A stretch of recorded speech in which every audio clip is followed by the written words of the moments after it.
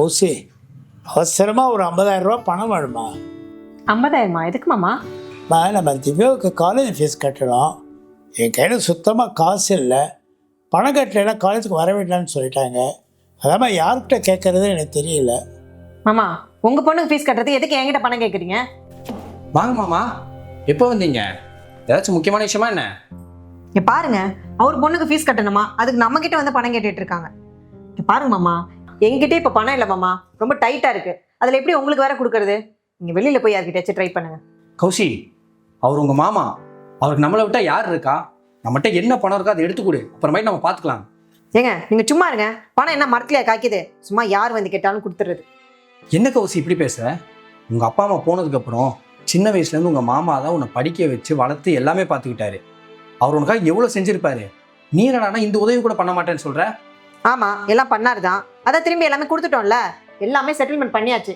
அப்புறம் என்ன, சும்மா வந்துடுவாங்க சொந்தக்காரங்கன்னு. ஆமாம், உங்களுக்கு ஒரு தடவை சொன்னால் புரியாது. முதல்ல கிளம்புங்க. மாமா மாமா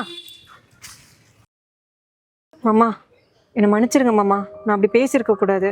ஏமா, அங்கே உன் புருஷன் இருக்க என்னை அவமானப்படுத்திட்டு இங்கே வந்து என்ன நாடகம் பண்ணுறியா?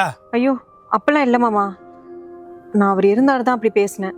நீங்கள் போனதுக்கப்புறம் அங்கே என்ன நடந்துச்சு தெரியுமா? நல்ல வேலை நீ ஏன் அவரை திட்டி அனுப்பிச்சிட்ட. நான் கூட நான் பேசினதை பார்த்து நீ பணத்தை தூக்கி கொடுத்துருவேன்னு நினச்சேன். இப்போ என்னவா அந்த ஆளுக்கு? அந்த ஆள் உன்னை படிக்க வச்சு உன்னை பார்த்துக்கிட்டதுக்கெல்லாம் செட்டில் பண்ணிட்டோம்ல. இப்போ எதுக்கு வந்து காசு கேட்டுட்டு இருக்கான்? அடுத்த வாட்டி அந்த ஆள் வீட்டுக்குள்ளே வந்தானா வீட்டுக்குள்ளே விடாத, சரியா? சரி, எனக்கு டைம் ஆச்சு, நான் வேலைக்கு போயிட்டேன். அதனால தான் மாமா நான் அப்படி பேசினேன்.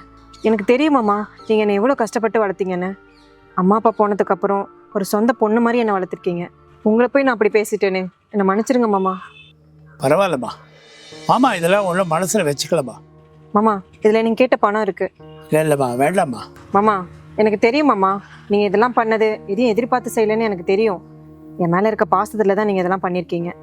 இதை நான் திவ்யாவுக்கு பண்ணுறதா இருக்கட்டும் மாமா. தயவு செஞ்சு வேணான்னு சொல்லாதீங்க மாமா. ஓசி, நீ எந்த கஷ்டமும் இல்லாமல் சந்தோஷமா தீர்காயோடு இருக்கணுமா?